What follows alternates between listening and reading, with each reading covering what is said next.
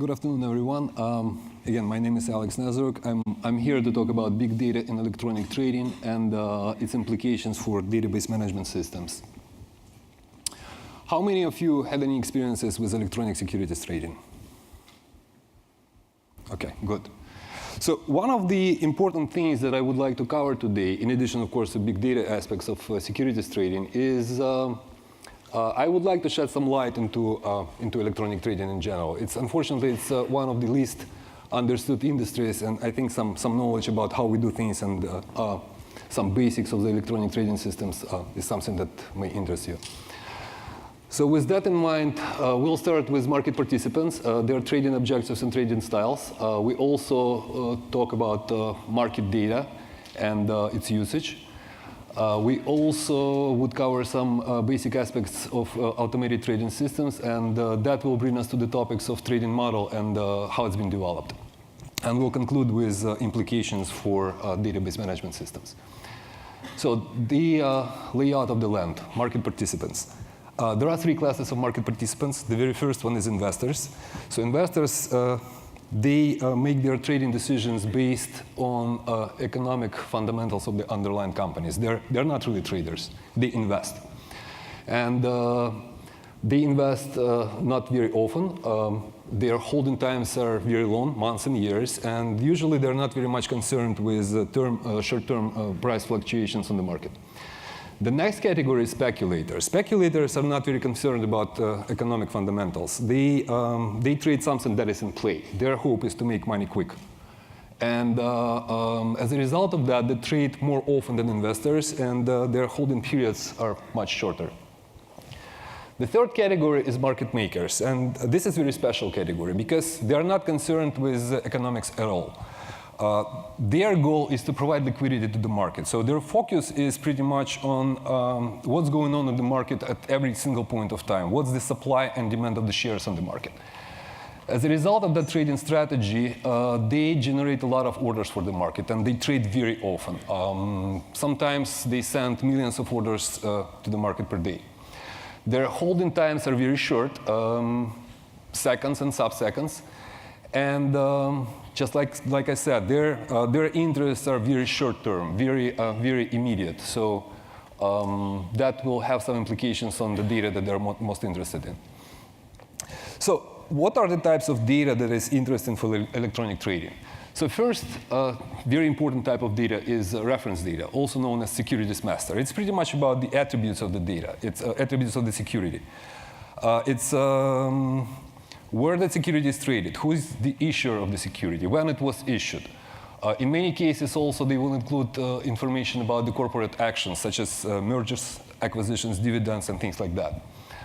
The second type of data is fundamental data, and it's about economics. It's corporate financial, it's analyst reports, it's regulatory filings, and other things related to that. In my opinion, the most important type of data is market data itself. That's orders and trades as reported by exchange. That's what's usually referred to as quotes data, even though it's not the correct term for that. But that's something the traders are using on the market to understand who is trading what and where security is going. Another type of data is order and execution data. That's pretty much the record of electronic communications between market participant and market center. There is also market news, which are recently used in automatic trading. And that includes earnings reports, economic news, and other things. And there is, of course, always other types of data specific to particular needs of the trader and their trading strategy. So now we understand who are the actors. We understand what types of data are out there. Let's see who is interested in what. As we already discussed, investors,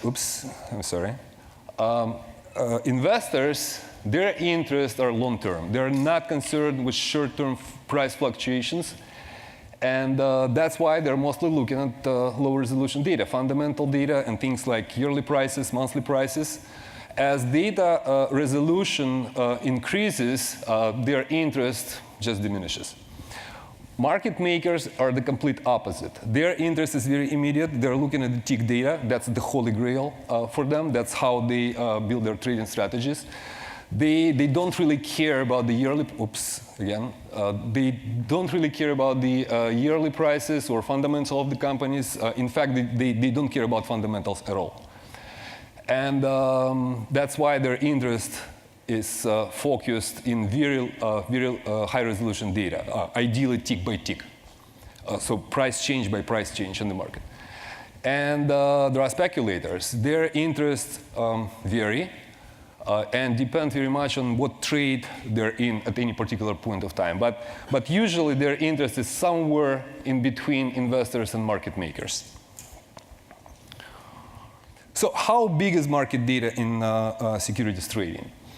Just for example, Options Pricing Authority projects for the next year peak rates of almost 15 million messages per second with the almost 25 billion messages per day. And that's only US equity options data. It doesn't include US equities. It doesn't include futures or any other asset classes. By the way, this data it may be very spiky. I gave an example here. I hope it gives you a better idea how spiky the data, those rates may be. And there are a lot of microbursts. I personally have seen rates as much as several quotes or several price updates per several microseconds.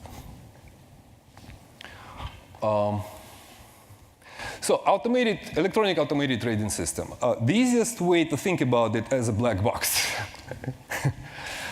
So this black box basically listens for the market and makes trading decisions based on the pre-programmed algorithm.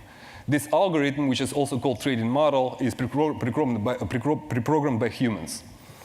We'll talk about that later in the presentation. Also, it would make reference to the securities master, so it understands what securities it trades. And also, it would emit telemetry data, which is later can be used for system optimization purposes, like what's the latency of the system, what's the latency to the market center. And also, it will be used for the operational aspects of the system. So the definition of the trading model is it's a set of pre-programmed trading instructions that implement a particular trading strategy. And trading strategy really is the fancy word for the trading idea. What I'll be trading and how I will be trading. What's the idea behind my trade? There are many different types of trading strategies, such as statistical arbitrage, trend following, mean reversion, scalping, market making, and there is a whole bunch of them. So we're not going to be able to cover all of them in this presentation, but we'll take statistical arbitrage, and we'll use it as an example of how and why these things work. So the theory behind statistical arbitrage based on two fundamental premises. The first one is that there are inherent relationships between some securities. So if you look at the exchange-traded fund that tracks the performance of the market index, and you compare its performance to individual component stocks of that market index, you'll see some certain degree of correlation in that. And it kind of makes sense. If you take a security, its derivative, most likely they'll be moving together to some degree. The second premise is that in addition to these relationships, inherent, there are also econometric relationships between stocks. So just to illustrate the idea, if you look at the Pepsi-Cola and you look at the Coca-Cola, PepsiCo and Coca-Cola, two companies, their product is very similar, and they operate in very similar market conditions. And it would be logical to assume that there is some certain degree of correlation between the prices of both stocks. Not 100% correlated, but there are some relationships there. So the bottom line here is that securities prices and returns, in many cases, are highly correlated. But world is not ideal, and markets are not perfect because of many different reasons. So there are always temporary anomalies in relative pricing of correlated securities. And you can capitalize on those anomalies. So typical stat-arb strategy considers a basket of securities, correlated securities, and is seeking to capitalize on short-term temporary relative price analysis. Basically, what it says is that you can take bunch of securities, You can find the ones that are highly correlated. You can construct a basket of those, and then you can watch it. And when there are temporary anomalies or divergences from those trends, you can make money on that. Now, you can do that with one basket, or you can do that with multiple baskets. But typically, those baskets consist of many securities, hundreds or thousands. And as I said, it can be a single basket, or it can be multiple ones. So the characteristics of this stat-arb strategy is that it always employs complex statistical methods, as you can understand from the basic fundamentals of this strategy. It will involve a lot of high-resolution market data, and it's computationally very extensive. So, as I said, trading model is just implementation of the trading strategy. It's pre-programmed algorithm. So how do they develop these trading models? So the process basically starts with collecting data. And you want to collect at least two different types of data. The first one is, So the first one is reference data, securities master. Usually it comes from multiple data vendors. And what you need to do after you collected that, you need to transform it and load it into some type of database system. The second type of data is market data, the tick data that we were talking about. So usually it comes from multiple exchanges, not a single one, but multiple exchanges. And it comes in a raw format that is very specific to individual exchange. So first thing that you want to do, you want to transform it into some internally normalized format. And then you may want to enrich the data with some additional attributes, whatever it is. And after that, you want to store the data in a collection of data files and consequently load it into the database. We'll talk about that later, why it makes sense to have the same data in both places, in files and in databases. So once you collect the data and you have it, basically that's where the model development starts. And typically, model development process consists of two patterns. The first one is what I call idea generation. It's basically very human-driven. It's, in our example with StatArb, it's what securities you select and how you construct that basket. And as I said, it's very human-driven. It's all about exploratory analysis and pattern discovery. And it's very ad hoc. And it's very interactive. Once you developed your idea, once you have it, you want to backtest it and you want to optimize it. And that's the essence of this second pattern here. So the optimization, backtesting optimization process is the following. You take your model, you take a bunch of historical data that you have, and you try to see what would happen if that model was on the market for a long time. And typically what you would do, you would change parameters of your model and try to optimize for different market conditions and understand the effects of changing those. So basically, from technical perspective, it comes down to the point that you need to take the model and you need to do this replace many times over with many different combinations of model parameters. So this process is highly automated. It's not human-centric at all, and usually you would have some form of high-performance computing involved into this process. So just to summarize these two patterns, and I'll explain later why it's important. So the first pattern is about enabling humans to generate ideas. And the second one is about enabling machines to validate and optimize those ideas. And the characteristics of them is that the first one is very human-centric, it's very ad hoc, and it's very interactive. The second one is machine-centric. It's not interactive at all. And it's highly automated tick data replay with many iterations of various combinations of model parameters. Here is why it's important, because obviously the objectives of these two patterns are very different. And that suggests very different design requirements for these stages in the model development. So how can we maximize the number of good ideas that we can generate per unit of time? How do we make this process efficient? Well, first of all, you would need to supply your traders, or we call them quants, which stands for quantitative trader. It's a data scientist in the financial industry. So you want your quants to have as rich and as high quality data set as possible, so they can apply their magic to something. They have this raw material to work with. The second thing is that you want to provide them with efficient data access. No one wants to be writing query for 2 days and then wait another 3 days until that query returns the result. So it has to be efficient. Your queries have to be easy to write and very quick to respond. So since the idea generation very much depends on the humans, you want to be able to exploit the strength and weaknesses of the human mind.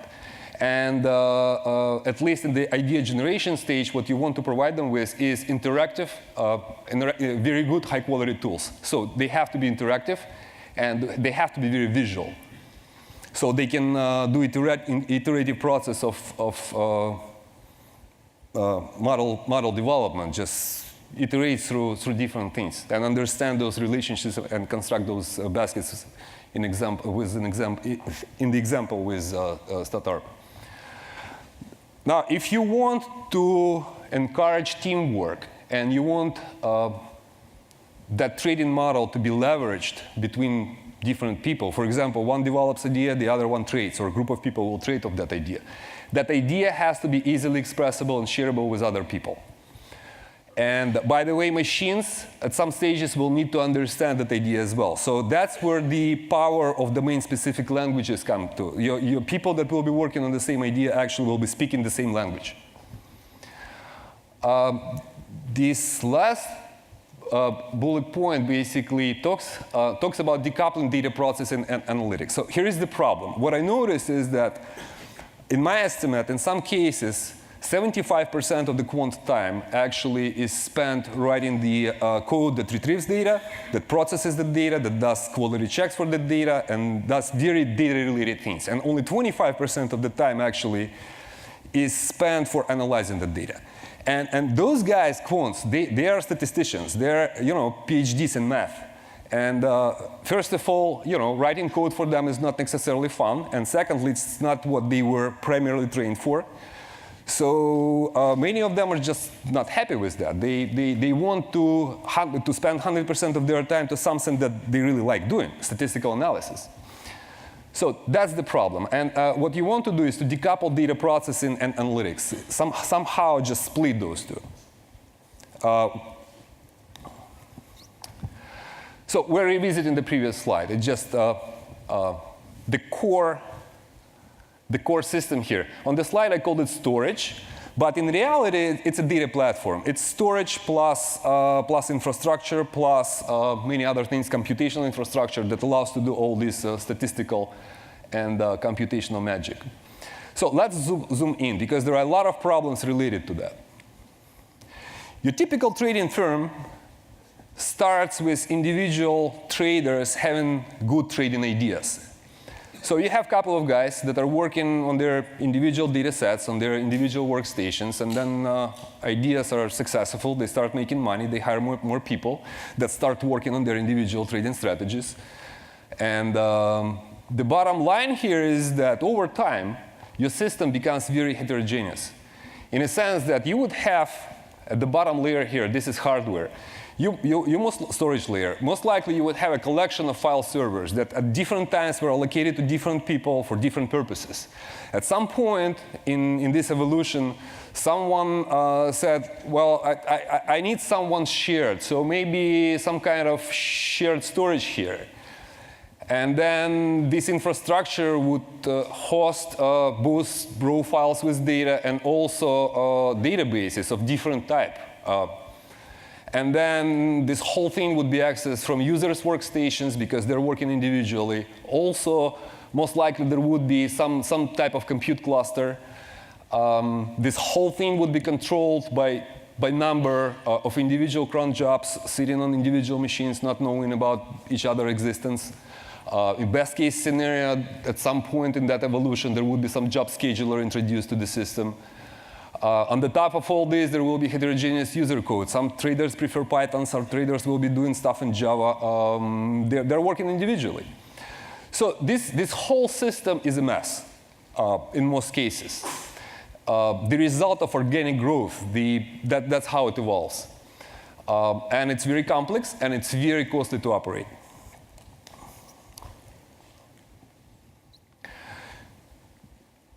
So what it all means for databases. Let's try to look at all these, and hopefully it will give us some good design points into how we can design our system. So tick data, we talked about that a little. Tick data, when it's transformed into normalized format, it's very well structured. And that would mean that it's a good fit for relational databases, and also it's a good fit for scientific file formats, such as HDF5 in this case. Remember how we talked about you keep the data into places. So we'll revisit that later, but for now, just it fits well into this. Securities master or reference data is multi-structured. So that makes it a good fit into document-oriented databases. And then you have fundamental data, which is multi or very loosely structured. I don't want to say unstructured. I very much agree with someone's point that there is no such a thing as unstructured data. So I call it loosely structured here. So this data may benefit from semantic data model and catalog and is a good fit for semantic databases. What's important here is that we have 3 types of data that we're going to use, which will be residing in 3 types of databases: relational, document-oriented, and semantic. And most likely we'll be sitting on 3 different hardware clusters hosting these 3 databases, which means that we will have to have 3 skill sets from 3 DBAs to manage all these, or unless we can find a DBA that has skills to manage all 3 of them. And it means complexity and cost. So also let's look into whether there are any things that we can benefit from. Can we cheat? Let's look at the tick data. So tick data, we know that when it's normalized, it's very well structured. Good. So we know that tick data is all about time series, and that means deterministic records order, which in turn means that we can access the data when it's in files. We can access the data in some sequential manner. And there is a lot of room for efficient read aheads. The nature of the data is such that it can be easily segmented by either date or exchange or ticker, or the combination of all those. You'll also notice that most of your queries have very well-known predicates, and they are date, exchange, and ticker. 99% of your queries will be using either date or exchange or ticker or combination of them as a where clause. Another attribute is that date, exchange, and ticker are very low cardinality. You have few thousand of dates in your database. You have maybe 50, 70, 100, maybe something a little bit more than that, exchanges. And you have maybe a couple 100,000 tickers. So the cardinality in comparison to how much data you have in your database is very low. And that means very good RLE compression within the column. You also notice that stock prices actually change in increments. They're not jumping around in some random fashion. So that means that you can use some delta-based compression with very good compression results. So from what we just said on the previous slide, it looks like tick data is a very good fit for column store or array databases because it can be compressed, because pretty much everything that we discussed so far. But databases are good at retrieving relatively small subsets of data. And that works very well when you need to do your interactive analysis and ad hoc queries. When you're looking at maybe a few dozen symbols at a time out of a few thousand, that works very well. But when you need to do replay for backtesting purposes, and you need to look at the basket of securities that may consist of thousands of those symbols, then pretty much you need to look at every single data point in your time series. And databases are not good with that. So you may be better off just streaming the data directly from the file on the disk into your backtesting system.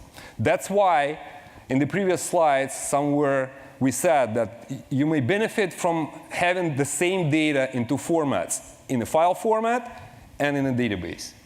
If it's a file format, most likely it needs to be designed in a way that it will allow sequential read from the disk, and the time series is in very well defined order. So also, when you start developing your models, you'll notice that you will need additional context. If you're looking at the price data, most likely you will need to know some attributes of the security. So you will need to join two pieces of data, prices and reference data, securities master. So how do you access and blend the data together in some simple manner? Well, currently there are no tools that I'm aware of to do that in a simple way. So some common language that allows to do that would be very useful. So again, market data is about time series. And unfortunately, there are not too many database vendors that provide integrated SQL language support for working with time series. So SQL language extensions specifically designed for time series would be very useful. There are some vendors that are doing that, but not too many. Also, the whole idea of developing these trading models comes down to the point of how sophisticated your statistical tools are. And again, unfortunately, not too many database vendors are providing integrated statistical tools that can support parallelism for complex statistical methods. There are many vendors that are providing you with statistical tools, but tools that can do that in parallel, not too many. So considering all these challenges, how the ideal, or maybe not ideal, but the better data platform may look like. So these three layers here basically represent the hardware cluster, DFS, and the parallel processing framework.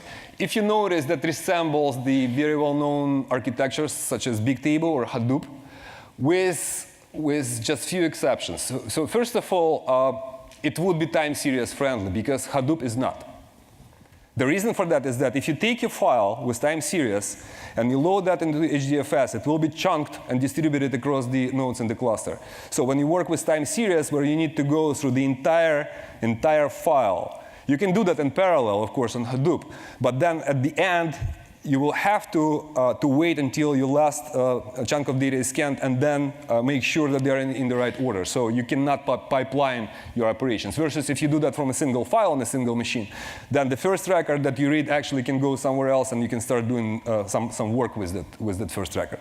So in the ideal world, these systems would be MapReduce-like, but with much better time series support. Also, it would provide file-level metadata and semantics for data navigation and quality control. For example, what if you just squeeze in the header of the file some information about the data, about the quality of the data that is in that file? What if I can, just looking at the header, I can say, this file is for September 11, 2013. It has data from this exchange about these symbols. And by the way, from 10:15 to 10:17, I don't have any ticks. Maybe there was something wrong with the system. Maybe then analyst who is working with the data can make a decision whether he can use the data to do certain types of analysis. Maybe it's good, maybe it's not. Maybe it's missing half a day of ticks and they just cannot use it. Or maybe it's using 5 ticks and they can just ignore it and still do their statistical analysis. The main advantage of this, in my opinion, is that it would have a unified hardware platform. So we wouldn't need to have those 3 databases sitting on 3 different platforms and requiring 3 different DBAs. It would be one single platform here. So the next layer here basically is databases. You could take data from your raw files. You can do ETL and put it in specialized databases, basically serving as materialized views of the raw file. You would have your tick data in relational database or in array database. You would have your reference data in document-oriented, and your fundamental data in semantics database. So now you have raw data, and you have the views of that data. And you would need a common data API that would allow you to access this raw data, to access databases. When you access in this raw data, by the way, it can be done directly Impala style, or it can be done through your processing framework, Hive style.